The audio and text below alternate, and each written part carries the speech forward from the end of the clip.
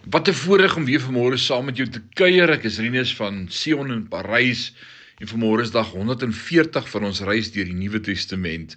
Vanmôre se tema: soek na die Here. Ek lees ons uit 1 Korintiërs 7 vers 35. Paulus skryf: Ek sê hierdie dinge in julle belang, nie om allerlei beperkings op julle te lê nie. Ek wil hê julle moet, sonder dat iets julle aandag aftrek, fatsoenlik en toegewyd vir die Here lewe. Daar is 'n vrou in die skrif wat hierdie voorbeeld baie treffend stel. Haar naam is Anna. Sy was 'n weduwee van ongeveer 84 jaar.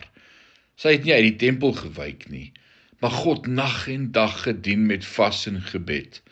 Anna het nie paniekerig geraak oor haar status as alleenstaande vrou nie. Sy het nie oor haar omstandighede gekla nie.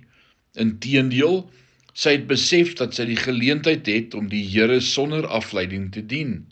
En wat het gebeur? Sy het 'n besondere openbaring ontvang, want sy het dit herken wat slegs een ander man, 'n man genaamd Simeon, geweet het.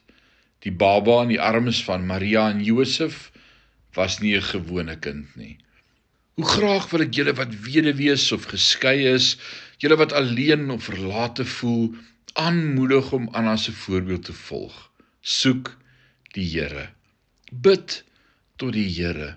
Wandel saam met die Here. Anna het nie saam met God se volk in die tempel vertoef omdat sy daar ongelukkig was nie.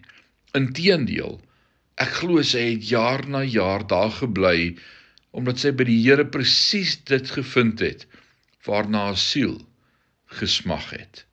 En so sal jy ook.